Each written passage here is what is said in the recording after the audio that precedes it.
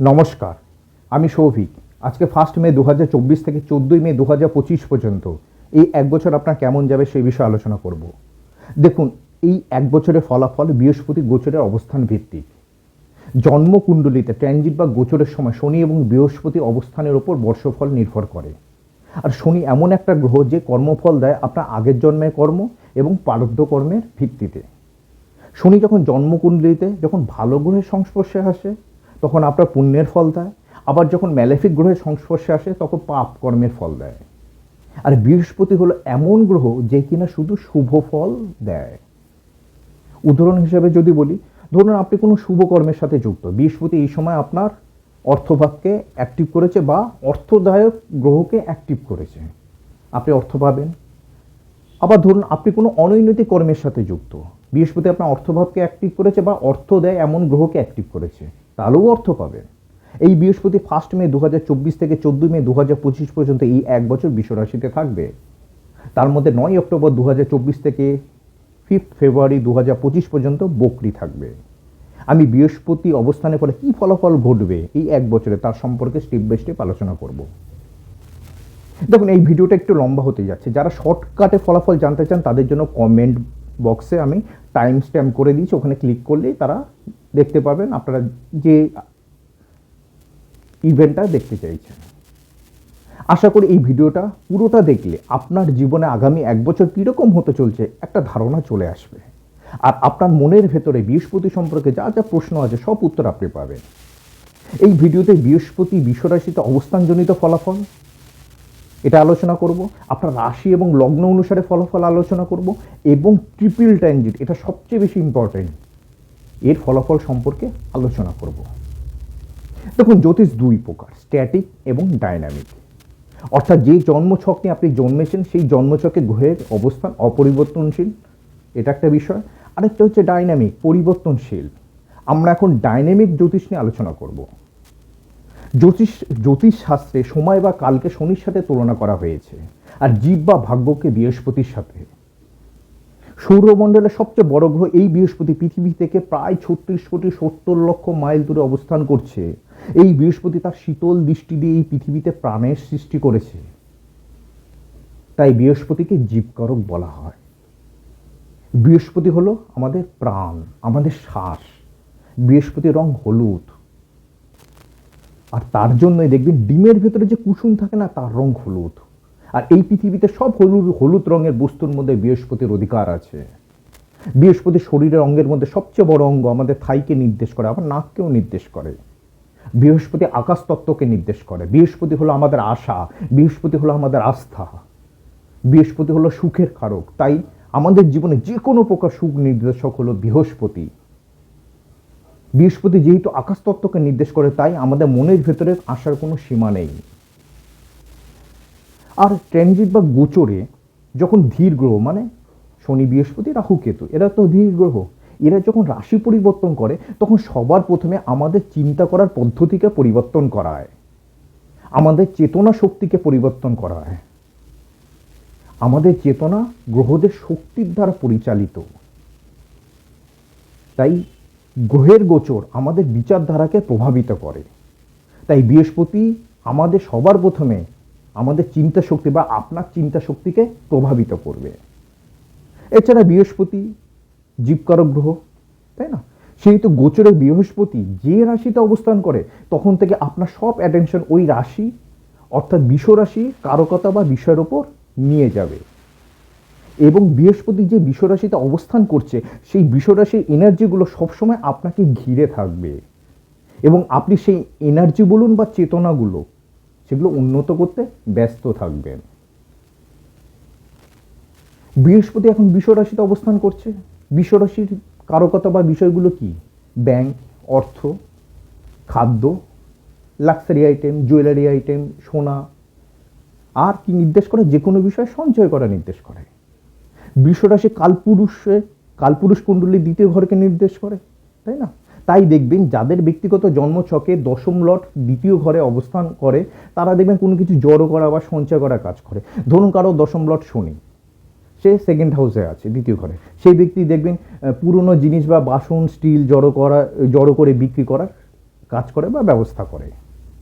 ভগবান কুবেরের নাম শুনেছেন? এই ভগবান কুবের হলো ধন সম্পত্তির দেবতা। তিনি অর্থ সম্পদ নিজের কাছে গচ্ছিত রাখেন, তিনি কিন্তু দেন না, গচ্ছিত রাখেন। বর্তমানে রাহু বৃষ রাশিতে, মীন রাশিতে অবস্থান করছে, বৃহস্পতি বৃষ রাশিতে, শুক্রের রাশিতে, মানে বৃহস্পতি রাহু শুক্র একসাথে একটা যোগ তৈরি হচ্ছে। বৃহস্পতি রাহু শুক্রের যোগকে বলে কুবের যোগ। বর্তমান যুগে কুবেরকে কাকে বলা হয়? রিজার্ভ ব্যাংককে কুবের বলি না, যেখানে অর্থ সোনা সঞ্চয় থাকে। আর রাহুর কাজ কি? কোনো বিষয়কে গ্রাস করা বা কোনো বিষয়কে হোল্ড করা রাহুর কাজ। তাই দেখবেন আরবিআই প্রচুর পরিমাণে সোনা সঞ্চয় করছে বা ভবিষ্যতেও করবে। আর আপনি যদি আরবিআইয়ের হেডকোয়ার্টার মুম্বাই যান, দেখবেন ওইখানে না যক্ষ এবং যক্ষিণী স্ট্যাচু আছে, এরা ধন পাহারা দেয়। তবে এই সময় মানুষটা খুব লোভী হবে। এই সময় মানুষের মানসিকতা গ্র্যাবিং বা অ্যাকুমুলেশনের দিকে যাবে। মানুষ বেশি পরিমাণে অ্যাসেট অর্থাৎ সম্পদ কেনার দিকে ঝোঁক দেবে, বেশি পরিমাণে সোনা কিনবে, লাক্সারি আইটেমের দিকে ঝোঁক বাড়বে, ইন্ডিয়ান কারেন্সি চেঞ্জ হবে, বলতে পারেন ফিনান্সিয়াল সেক্টর রাইজ করবে, বুম বুম হবে। মানুষ টাকা রোজগার করার জন্য শর্টকাট পদ্ধতি দ্বারা ইনকাম করতে চাইবে, just like a share trading, cryptocurrency. তবে এই সময় কিছু অর্থনৈতিক কেলেঙ্কারিও হবে। আবার এই সময় ফুড, ফিনান্সিয়াল সেক্টর কিন্তু রাইজ করবে। আবার দেখুন বৃহস্পতি বৃষ রাশিতে রাহুর ইনফ্লুয়েন্সে, তাই না? রাহু তো বৃহস্পতি রাশিতে, তাই না? রাহুর ইনফ্লুয়েন্সে আছে। অর্থাৎ এই যোগ নির্দেশ করে যে দেব আমাদের যে আমরা যে ঈশ্বরকে পুজো করি, যে দেবদেবীরা সম্পদ বা অর্থের সাথে সম্পর্কিত, যেমন তিরুপতি বালাজি অর্থের সাথে সম্পর্কিত, মা অম্বিকা, মা পীতাম্বরী, এইসব ঈশ্বরের দর্শন করতে আপনি যেতে পারেন এই সময়, বা মনে ইচ্ছা হবে। আবার বৃহস্পতি যখন রোহিণী নক্ষত্রে যাবে, তার মানে চন্দ্রের সাথে সম্পর্ক হবে। চন্দ্র ইকুয়াল টু ভগবান কৃষ্ণ বা বৃন্দাবনকে নির্দেশ করে। এই সময় সেদিকে যাওয়ার ইচ্ছা প্রকাশ করতে পারেন। তবে আপনার ব্যক্তিগত জন্মছকে শুক্র যদি মকর রাশিতে রাহুর প্রভাবে যদি যুক্ত থাকে, তাহলে এই সময় মা ত্রিপুরেশ্বরী বা রাজরাজেশ্বরী বা বগলামুখীর মন্দিরে ভ্রমণ করতেও যেতে পারে। দেখুন আপনাদের মনে অনেক প্রশ্ন আছে যে গোচর ফল, হ্যাঁ, ট্রানজিটে যে গ্রহরা গোচর ফল আমরা কোথা থেকে দেখব? রাশি অনুসারে দেখব না লগ্ন অনুসারে দেখব? গোচর ফল সবসময় চন্দ্র রাশি থেকে দেখা হয়, মানে এর প্রায়োরিটি বেশি। তার কারণ আমাদের চেতনা বা সাবকনসিয়াস মাইন্ড, তাই না, আমাদের বিচারধারা, আমাদের ইমোশন, এসব চন্দ্র নির্দেশ করে। তাই এই জন্য চন্দ্র থেকে দ্বিতীয় বা দশমে বৃহস্পতি গোচরকে খুব ভালো বলা হয়। আবার তৃতীয় বা ষষ্ঠে গোচর অতটা ভালো নয়। তবে এর আলাদা আলাদা মিনিং আছে। চন্দ্র আপনাকে বিচার বা চিন্তা শক্তি দেয়। এই চিন্তার দ্বারা আপনি বসে বসে নিজেকে রাজা ভাবতে পারেন বা বলতে পারেন, আবার নিজেকে নিঃস্ব ভাবতে পারেন বা বলতে পারেন। অর্থাৎ প্রথমে রাশি দেখে, চন্দ্র রাশি থেকে বৃহস্পতির অবস্থান বিচার করতে হবে আপনাকে। তারপর সেই মনের ভেতরে বিচার বা ফিজিক্যাল রেজাল্ট কেমন হবে সেটা আবার লগ্ন দিয়ে বিচার করতে হবে, লগ্ন সাপেক্ষে বৃহস্পতি কোথায় যাচ্ছে। তারপরে সবশেষে রবি থেকে বৃহস্পতির গোচর দেখতে হবে। ক্লিয়ার হলো? অনেকে এই ব্যাপারে প্রশ্ন করেন কোথা থেকে দেখব। এছাড়া আপনার ব্যক্তিগত জন্মচক্রে যে রাশিতে বৃহস্পতি অবস্থান করছে তা থেকে বর্তমান গোচরে বৃহস্পতির অবস্থান বিচার্য, এটাও থেকেও দেখতে হবে। দেখুন এই 9টি গ্রহের মধ্যে বৃহস্পতি এমন একটা গ্রহ যে আপনাকে সবচেয়ে বেশি খুশি দেয়। বৃহস্পতি হলো রসের কারক, জীবনে বেঁচে থাকার রস। এর জন্য আবার বৃহস্পতিকে জীবকারক বলা হয়। বৃহস্পতি যখন আপনার যে কাজের মধ্যে রসবোধ জাগায়, তখন আপনি সেই কাজ করার ইচ্ছা প্রকাশ করেন। আসল কাজটা কিন্তু বৃহস্পতি করে। আর সেই কাজের পেছনে ফেম, মানি, এগুলো বাই প্রোডাক্ট। এর জন্য বৃহস্পতিকে সুখের কারক হিসেবে মানা হয়। দেখুন ভগবান বিষ্ণু বৃহস্পতিকে জগৎ কল্যাণের দায়িত্ব দিয়েছে। বৃহস্পতি মানুষের মধ্যে ধর্ম, মর্যাদা, সামাজিকতা, পিতৃভক্তি, গুরুভক্তি, দেবভক্তি এসব ভাবনাকে জাগ্রত করে।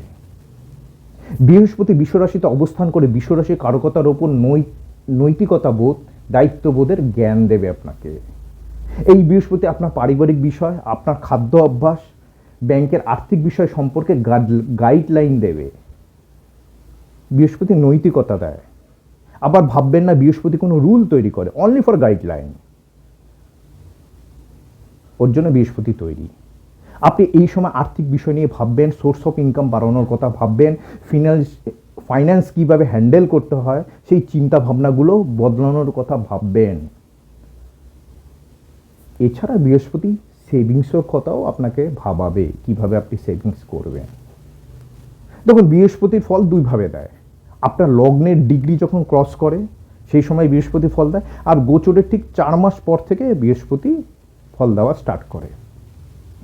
দেখুন, রাহুর দশা বা নক্ষত্রের পরে বৃহস্পতির নক্ষত্র বা দশা শুরু হয়, দেখবেন আপনি, তাই না? কারণ রাহু ইলিউশন দেয় আর বৃহস্পতি কারেকশন করায়, রিয়েলিটি সম্পর্কে আপনার ধারণা দেয়। এবার মেষ রাশি বা মেষ লগ্নের ক্ষেত্রে বৃহস্পতি কি ফলাফল দেবে সেই বিষয়ে আলোচনা করব। বৃহস্পতি মেষ রাশি বা মেষ লগ্নের ক্ষেত্রে দ্বিতীয় ঘরে গোচর করছে, এটা কিন্তু খুব ভালো। অনেকে বলবেন বৃহস্পতি বিষ রাশিতে মানে শুক্রের রাশিতে গোচর করেছে, শুক্র তো বৃহস্পতি শত্রু, তাই না? আচ্ছা, গুরুরা কি একে অপরের কোনোদিন শত্রু হতে পারে? আবার তার মধ্যে মীন রাশিতে শুক্র আবার উচ্চস্থ, মীন রাশি তো বৃহস্পতি রাশি, কি করে শত্রু হবে? দেখুন, বৃহস্পতি আপনার বিষ রাশিতে অবস্থান করে আপনার দ্বিতীয় ঘরকে অ্যাক্টিভ করেছে, তার সাথে আপনার ষষ্ঠ ঘরে পঞ্চম দৃষ্টি দিয়ে অষ্টম ঘরে কি করেছে বৃহস্পতি, সপ্তম দৃষ্টি দিয়ে অ্যাক্টিভ করেছে, দশম ঘরে নবম দৃষ্টি দিয়ে অ্যাক্টিভ করেছে। তার মানে এই ঘর সম্পর্কে আগামী 1 বছর আপনি শুভফল পেতে চলছেন, বা এই ঘর সম্পর্কে আগামী 1 বছরে আপনার ইভেন্ট হবে। বৃষ রাশি আপনার দ্বিতীয় ঘর, আপনার খাদ্য, পরিবার, সম্পদ, আপনার মুখমণ্ডল, ঠিক আছে, আপনার খাদ্যাভ্যাস, এগুলো নির্দেশ করে। বৃহস্পতি এই বিশ্বরাশিতে এসে সবার প্রথমে এই বিষয়গুলির ওপর আপনাকে কারেকশন দেবে, রিয়েলিটি দেবে, মানে এই বিষয় সম্পর্কে বাস্তবিক ধারণা আপনাকে উপলব্ধি করাবে। আমি প্রথমেই বলেছি, বৃহস্পতি যখন যে ঘরে অবস্থান করে সেই ঘর বা সেই বিষয় সম্পর্কে ফোকাস বাড়িয়ে দেয়। আপনাকে বৃহস্পতি অর্থ বা সেভিং স্কিম হিসাবে সচেতনতা দেবে, কিভাবে অর্থ হ্যান্ডেলিং করতে সেই বিষয়ে ধারণা দেবে, তার সাথে আপনার অর্থের প্রবাহকে বাড়িয়ে দেবে, সোর্স অফ ইনকাম বৃহস্পতি বাড়াবে, আপনার পরিবারের প্রতি আপনার রেসপন্সিবিলিটি বাড়াবে, আপনার দায়িত্ব বৃদ্ধি করাবে।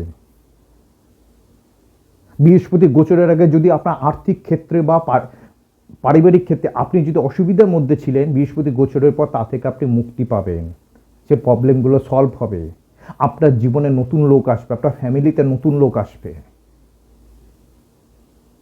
বৃহস্পতি যখন রাশি পরিবর্তন করে তখন গুরুর পরিবর্তন না, সেই গুরু আধ্যাত্মিক হতে পারে, সেই গুরু আপনার টিচার হতে পারে বা গুড অ্যাডভাইসার হতে পারে। এই সময় আপনার খাদ্যাভ্যাসের ব্যাপারে বিপুল পরিবর্তন হবে। আচ্ছা, বলতে পারেন মানুষ মদ বা ড্রিঙ্ক করে কেন, বা কোনো নেশা করে কেন? তার কারণ কোনো বিষয় ভোলার জন্য, এটা একটা কারণ, বা নিজের চেতনা স্তরকে ডাউন করে যাতে সে কোনো কাজ করার সময় গিল্টি বা দোষ তার অনুভব না হয়। এই দুটো কারণ তো আছে, এছাড়া তো আমার জানার কোনো কারণ নেই। আপনাদের জানা থাকলে অবশ্যই কমেন্ট বক্সে লিখে জানাবেন। মানুষের জীবনে যে কোনো কিছু ভুল হওয়াটা স্বাভাবিক, আর বৃহস্পতি এবং শুক্রের কাজ হলে এরা যখন গোচরে ওইভাবে আসে তখন সেই প্রবলেমগুলোকে সলভ করে, অর্থাৎ আপনার খাদ্যাভ্যাসের পরিবর্তন হবে।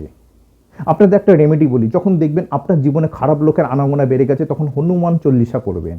হনুমান চল্লিশা বলে খারাপ লোকরা চলে যায়, ভালো লোক আসে, এছাড়া আপনার অন্তর্নিহিত শক্তির বিকাশ ঘটে।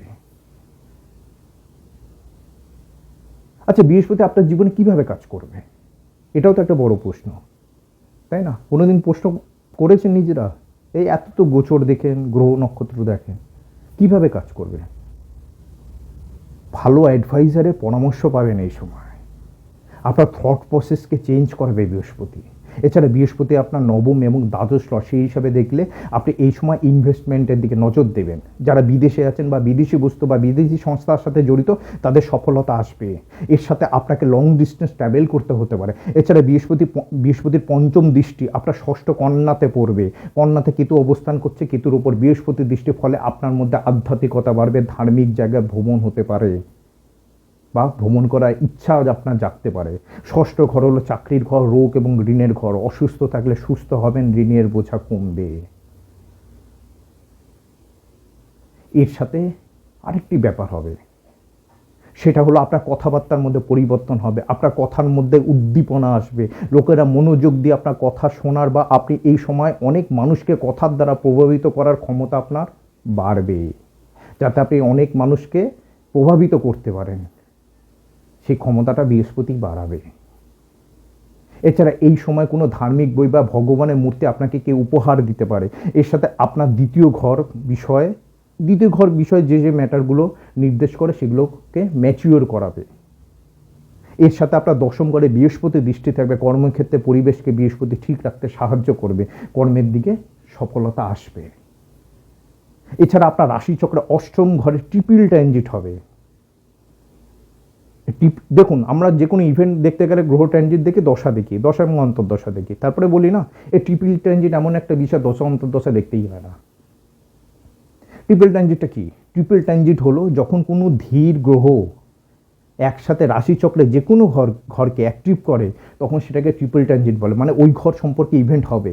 বৃহস্পতি সপ্তম দৃষ্টি দিয়ে বৃশ্চিক রাশিকে অ্যাক্টিভ করছে, শনি দশম দৃষ্টি দিয়ে বৃশ্চিক রাশিকে অ্যাক্টিভ করছে, রাহু পঞ্চম দৃষ্টি দিয়ে অ্যাক্টিভ করছে, তার মানে আপনার অষ্টম ঘর অ্যাক্টিভ। এবার আপনার মনে প্রশ্ন জাগতে পারে, এরপর কী হবে? অষ্টম ঘর নির্দেশ করে ট্রান্সফরমেশন। আর বৃশ্চিক রাশিতে মঙ্গল এবং কেতুর এনার্জি থাকে, অর্থাৎ ট্রিপল ট্রানজিটের ফলে ডুয়েলিটি সেপারেশনের এনার্জি অ্যাক্টিভ হবে। এছাড়া অষ্টম ঘর সাডেন ইভেন্টকে নির্দেশ করে। আর দেখুন, অষ্টম ঘর পৈতৃক সম্পত্তি, আধ্যাত্মিকতা, গুপ্ত সাধনা, life insurance, auditor, researcher, information technology, এগুলোও নির্দেশ করে। যদি আপনার ব্যক্তিগত জন্মছকে অষ্টম ঘরে অশুভ গ্রহ না থাকে, তাহলে আপনার জীবনে বড় সড়ো পরিবর্তন, শুভ পরিবর্তন হতে চলছে, মানে জীবন কিন্তু টার্ন নেবে। পৈতৃক সম্পত্তি মারফত কিছু বিষয় পৈতৃক সম্পত্তি থেকে প্রাপ্তি হতে পারে। যারা রিসার্চ বা অকাল্ট সাবজেক্ট নিয়ে পড়াশোনা করছেন, তারা এই সময় উন্নতি করবেন। আবার আপনার মধ্যে আধ্যাত্মিকতার দিকে আকর্ষণ বাড়তে পারে। হঠাৎ অর্থপ্রাপ্তি হতে পারে, সাডেন কোনো ইভেন্ট হতে পারে। এছাড়া দাঁতে রুট ক্যানাল বা অশ্ব জাতীয় রোগ হওয়ার সম্ভাবনা আছে। আবার যদি মঙ্গল, কেতু, রাহু এই গ্রহগুলোর মধ্যে যে কোনো একটা থাকে, তাহলে কিন্তু নেগেটিভ এফেক্ট আসতে পারে। চাকরির ক্ষেত্রে অহেতুক ঝুট ঝামেলা কিন্তু আসতে পারে। দেখুন, অষ্টম ঘর অ্যাক্টিভ হলে একটু ঝটকা দেয়। যদি আপনারা চাকরিজীবী হন, একটু নিজেদের শান্ত করবেন, বেশি ঝুট ঝামেলা যাবেন না। দেখুন, এই ক্ষেত্রে সবচেয়ে বেস্ট রেমেডি হলো নিজেকে আধ্যাত্মিকতার দিকে নিয়ে যান, মেডিটেশন করুন। ওপর আধ্যাত্মিকতা না, শরীরের ভেতরে আধ্যাত্মিকতা নিয়ে আসুন। এছাড়া 8th হাউস আপনার জীবনে অনেক কিছু বিষয় পরিবর্তন করাবে। মুখমণ্ডলের যত্ন নিতে হবে আপনাকে। আবার বৃশ্চিক রাশিতে যদি আপনার ব্যক্তিগত জন্মছকে যদি বৃহস্পতি, শুক্র, বুধ এর মধ্যে যে কোনো একটা থাকে, তাহলে আপনি সবচেয়ে বেশি লাভবান হতে চলছেন। নতুন যানবাহন ক্রয় হতে পারে, কর্মসূত্রে সফলতা আসবে, ঠিক আছে? তো এছাড়াও কিন্তু শরীরে কোনো ক্রনিক রোগ আসতে পারে। আর চাকরি আর ব্যবসার ক্ষেত্রে কিন্তু অতিরিক্ত চাপ আসতে পারে, সেটা কিন্তু আপনাকে নিতে হবে। আরেকটি বিষয় আপনাকে বিশেষ নজর দিতে হবে, সেটা হচ্ছে শ্বশুরবাড়ির সাথে সম্পর্ক কিন্তু এই সময় প্রভাবিত হতে পারে, বা আপনার দায়িত্ব বৃদ্ধি হতে পারে, বা একটু আপ ডাউন হতে পারে এই একটা বছর। নমস্কার, ভালো থাকবেন। আপনার মূল্যবান মতামত আমাকে কমেন্ট বক্সে অবশ্যই লিখে জানাবেন।